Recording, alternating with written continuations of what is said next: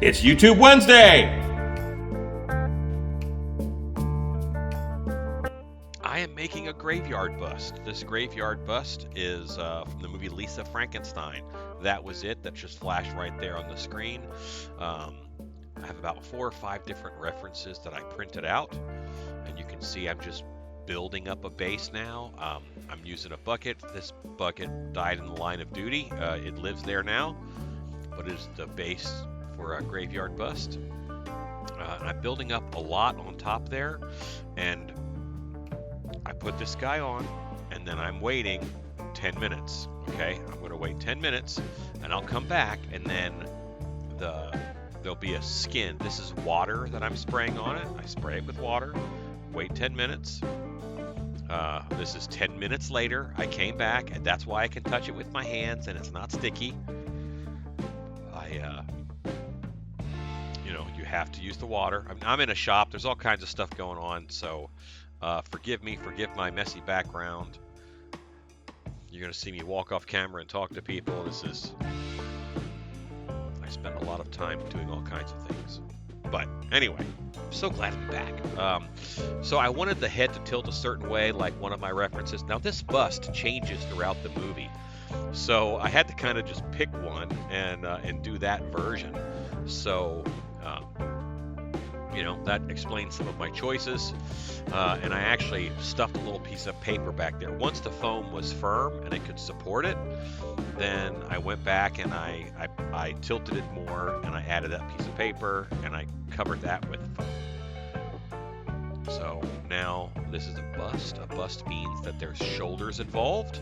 So adding foam, waited 10 minutes. You saw that magic poof. So that was the 10-minute timer. After I spray it with water, if you want it to stick, don't spray it with water. If you want to be able to touch it later, spray it with water. And then in about 10 minutes, it's got a good skin on it. So I'm not going to try to sculpt a jacket out of Loctite. So I'm just, I'm measuring a little bit, hold the yardstick up against him, and in all honesty, that yardstick has so much paint on it you can barely see the numbers, but it's just a reference for size.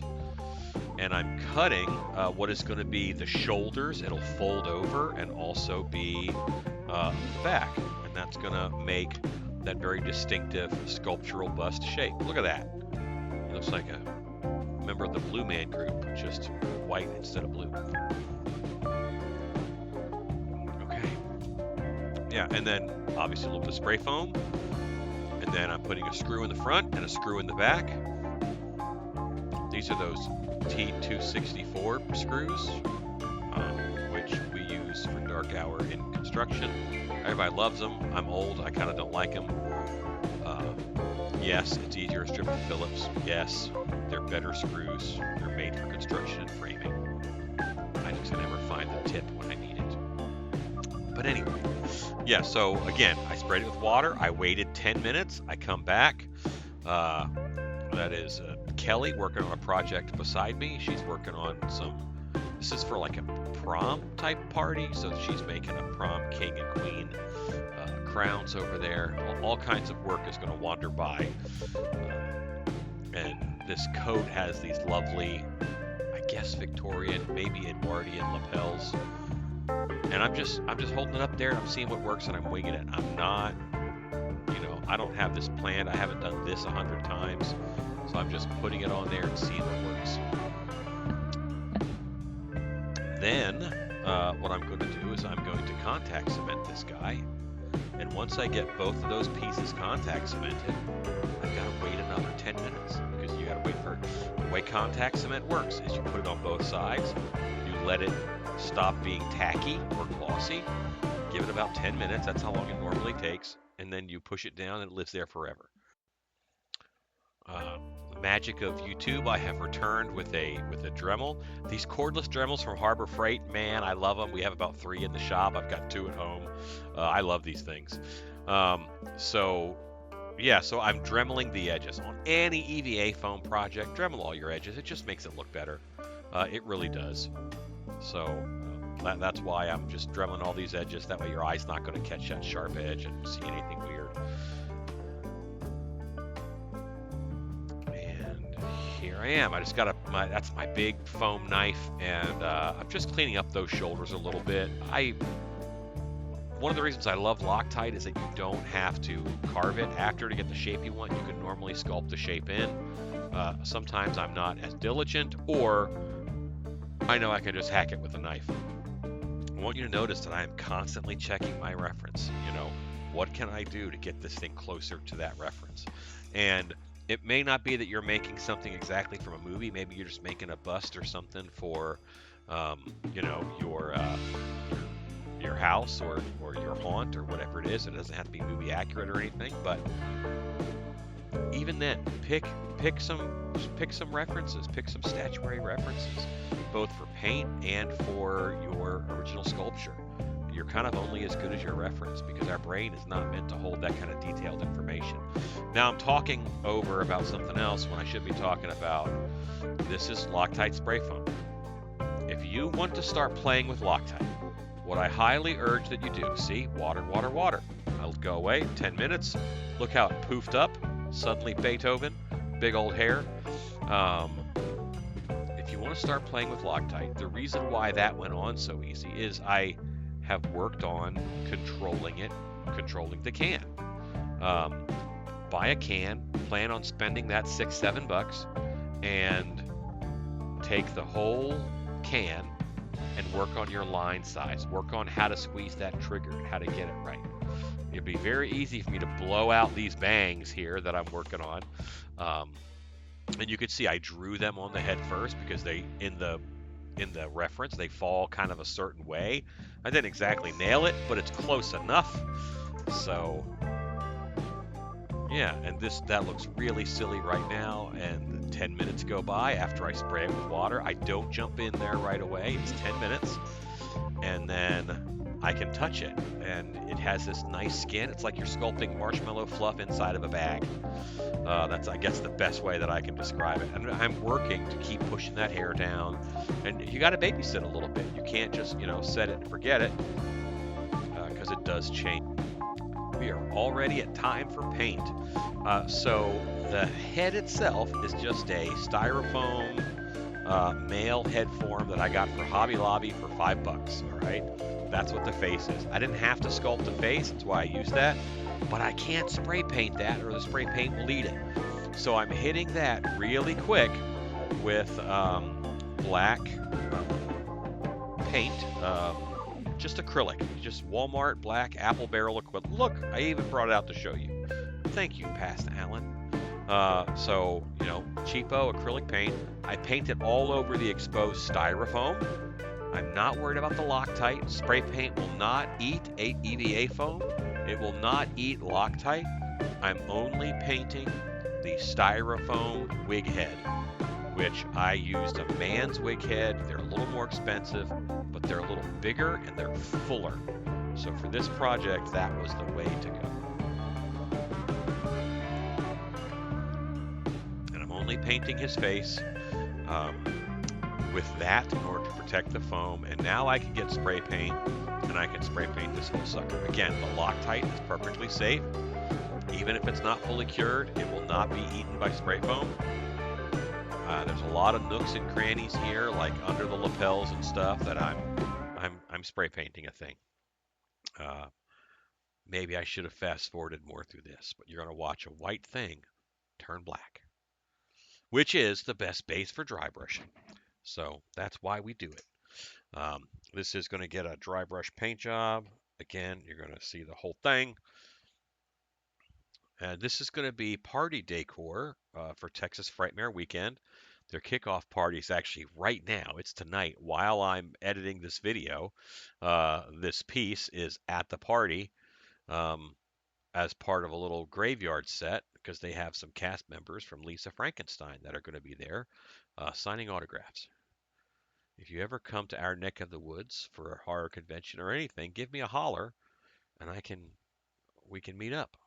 I don't know, lunch, haunt tour, something.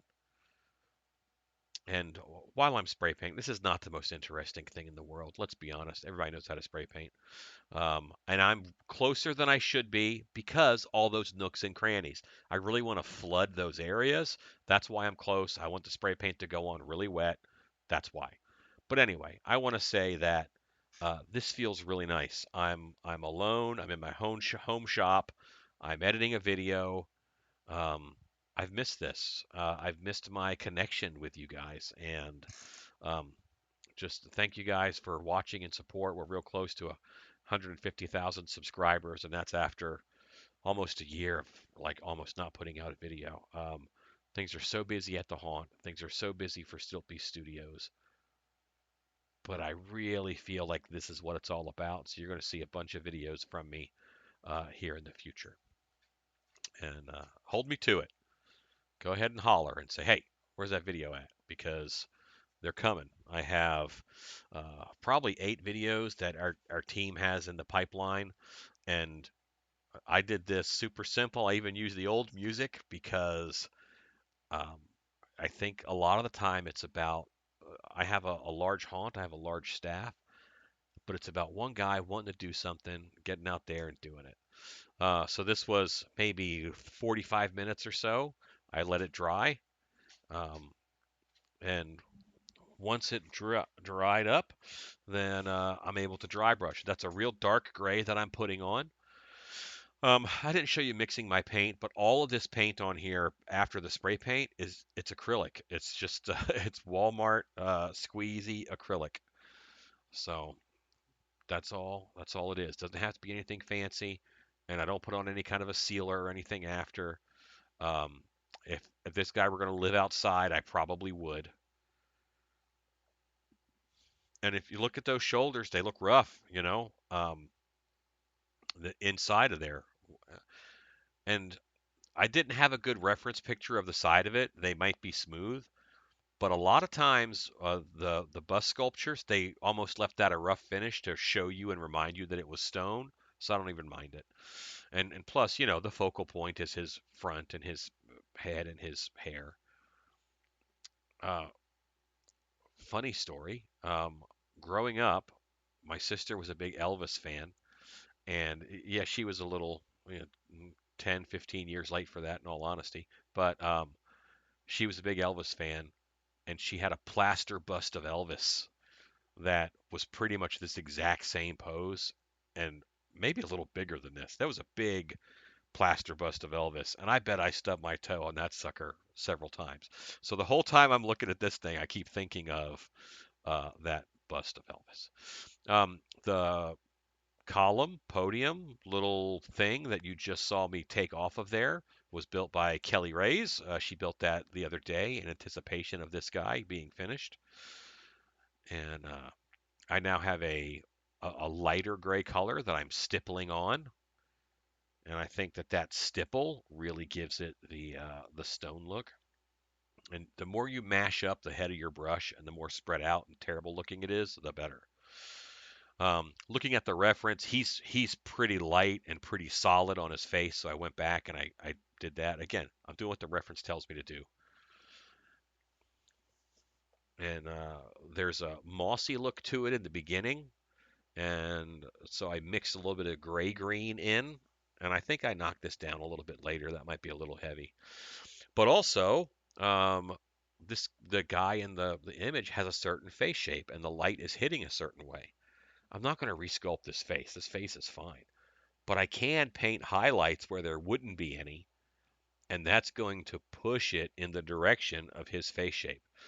Just by looking at my reference and matching where those highlights are, I can get this to look a little closer. And he looks a little more alive. He looks a little more like a person rather than like a generic.